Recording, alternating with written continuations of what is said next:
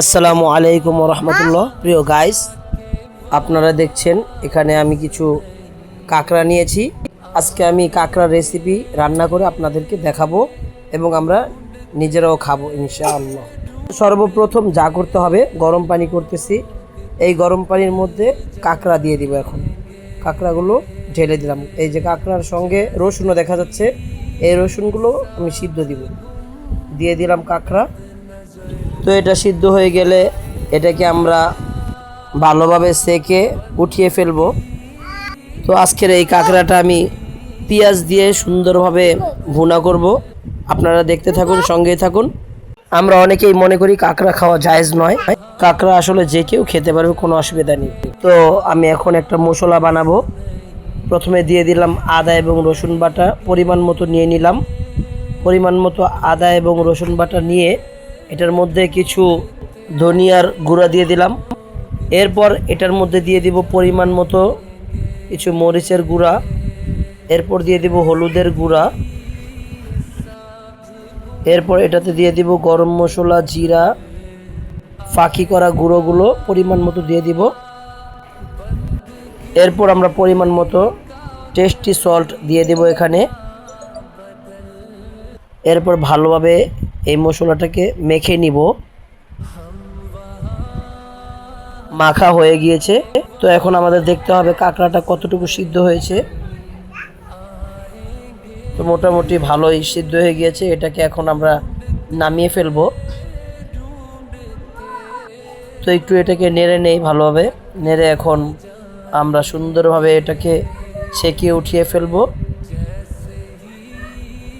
এখনই ছেঁকে উঠাবো এটাকে। পানিটা যাতে সুন্দরভাবে ঝরে যায়, তো এরকমভাবে আমাদের ছাঁকতে হবে।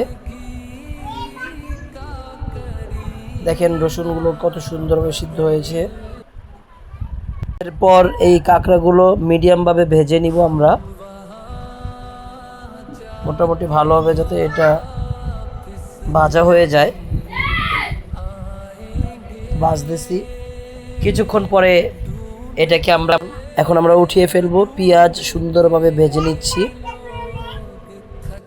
তো এখন আমরা এই পেঁয়াজের মধ্যে ওই মশলাটা যেটা বানিয়েছিলাম সেটা দিয়ে দিব। এখন এটাতে দিয়ে সুন্দরভাবে নাড়া দিতে হবে। নাড়া দিয়ে এটা সুন্দরভাবে কষাতে হবে। এরপর এটার মধ্যে আমরা কাঁকড়াগুলো দিয়ে দিব। কাঁকড়া দিয়ে এটা নাড়তে থাকবো। আর কিছুক্ষণ নেড়ে নেই। এরপর এখানে কাঁকড়া দিয়ে দিব আমরা সুন্দরভাবে। কাঁকড়াগুলো কিছুক্ষণ এটার মধ্যে থাকলে সুন্দরভাবে মশলাটা পরিপূর্ণভাবে সব কাঁকড়ার মধ্যে চলে যাবে। তো কিছুক্ষণ পরে আমরা এখানে পানি দিয়ে দিব। তো যাই হোক, ভালোভাবে আমরা এটাকে নাড়াবো কিছুক্ষণ।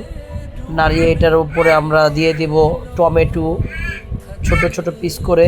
এরপরে এখানে দিয়ে দিব আমরা কিছু ধনিয়া পাতা, বিলাতি ধনিয়া পাতা। এরপর সুন্দরভাবে আমরা নাড়তে থাকবো। তো এখনই আমরা এটার মধ্যে দিয়ে দেব টমেটো, এরপর ধনিয়া পাতা।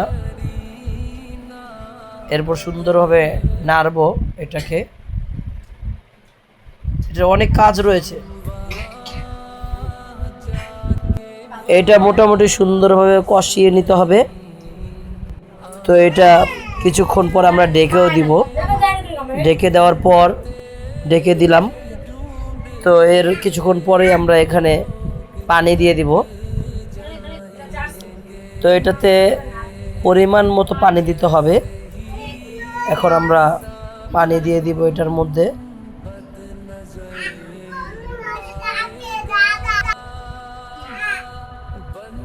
এটা এখন সুন্দরভাবে নাড়া দিয়ে এটাকে কিছুক্ষণের মধ্যেই ঢেকে দিতে হবে।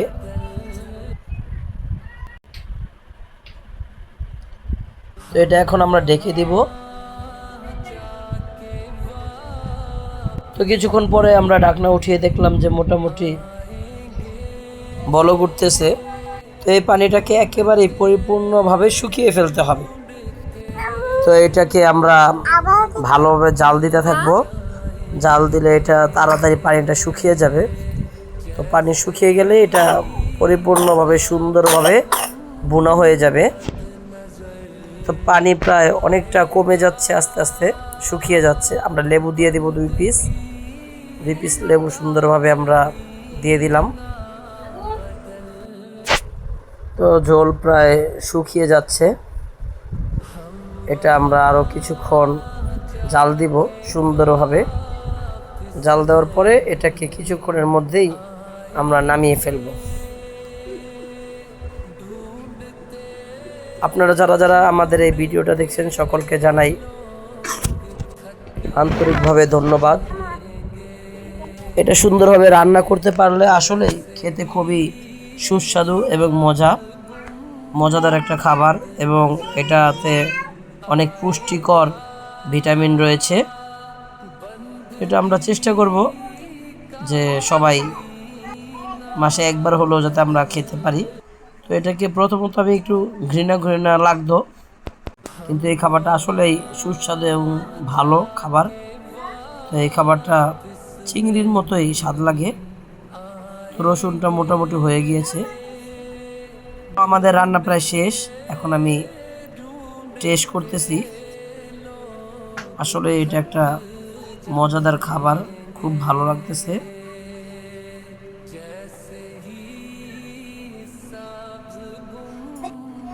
তো যা বুঝলাম এটা আরেকটু হবে, তো এই জন্য আমি চুলার মধ্যে সুন্দরভাবে এটা আরেকটু নাড়তেছি।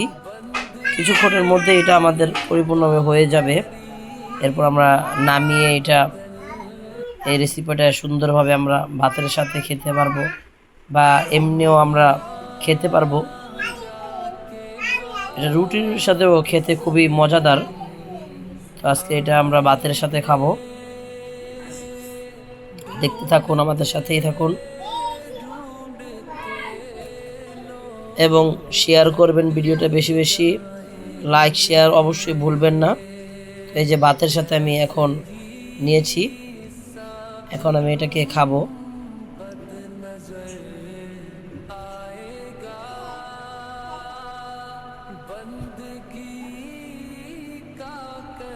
খেতে আসলেই অনেক সুস্বাদু।